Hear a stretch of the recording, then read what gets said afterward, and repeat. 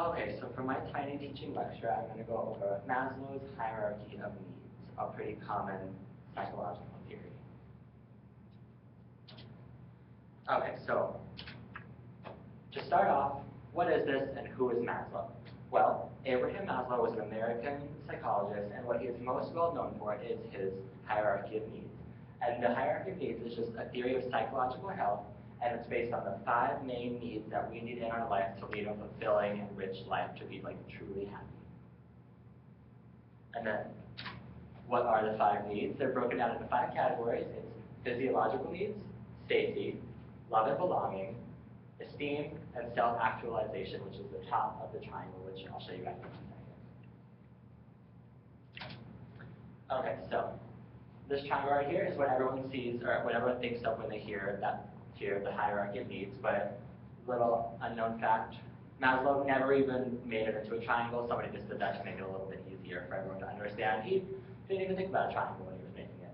And so you can see that the 5 main needs, starting at the bottom with the most basic of needs is physiological, and you move on up as you complete the previous stage. So physiological, safety, love, belonging, esteem, and self-actualization at the top. And before we go into what exactly those 5 needs are, we should discuss what the differences between needs and wants are, so you know really what you need in life and just what you want. So needs are necessary to live a healthy life.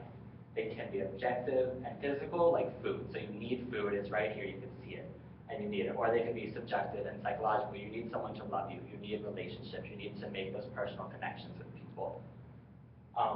A want is something that you would just simply like to have. So like, ooh, I really want to go horseback riding, but you don't need that to survive. You can live a perfectly happy life without horseback riding.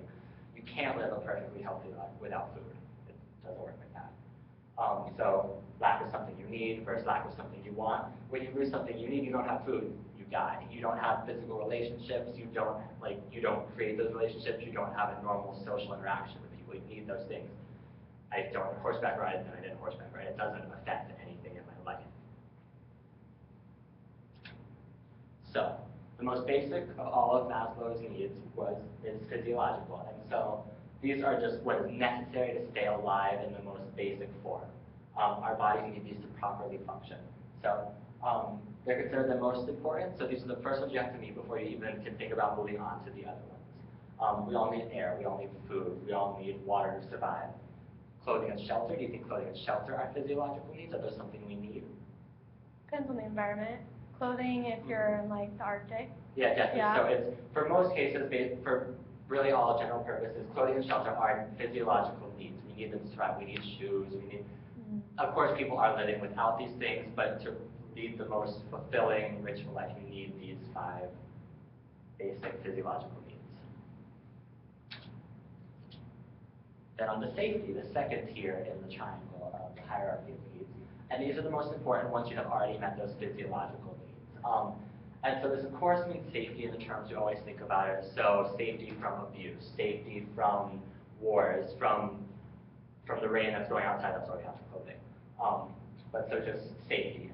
But what other forms of safety are there? They might not have been present in previous generations, but they are still necessary in these days.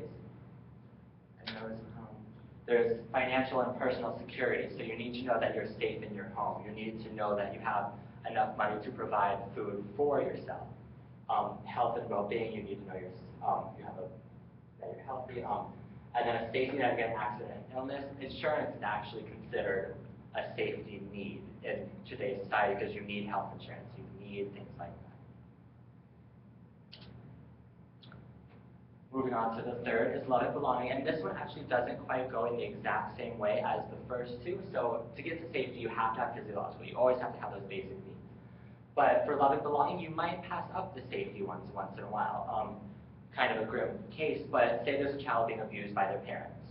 They may just skip over the safety and not decide that the safety from abuse is necessary, but they want that love and belonging from their parents. So they'll ignore the abuse in some cases, just so they have that emotional attachment to their parents that most children would strive for. And that's mostly common in younger children. So when you're 18, you know like this abuse isn't right. You know that you need to go through those steps in the right order. But when you're young, you might not think of it that way. Problems on the this level may lead to difficulty forming relationships, so you don't have the right form of love and belonging that you hope to, so it might lead to some social anxiety problems, you might not be able to form real connections with people, it can lead to all different kinds of things. And in our daily life, we try to create various types of relationships with people, whether it's just friendly, romantic, intimate, or just however you want to feel it.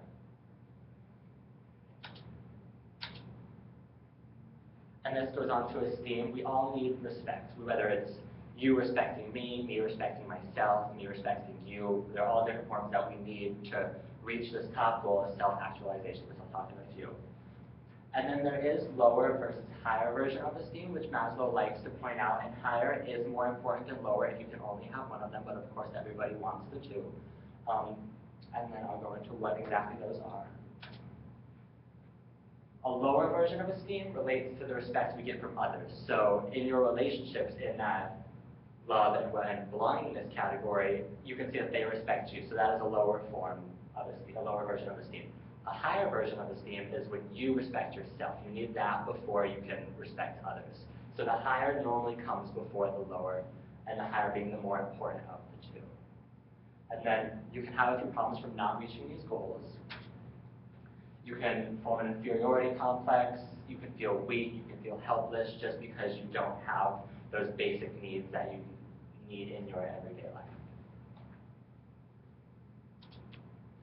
And then the tip top of the pyramid is self-actualization, which can't be reached until you master all 4 of the previous tiers.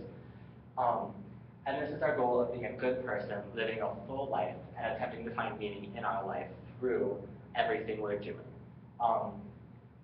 He describes this level as striving to accomplish everything one can do.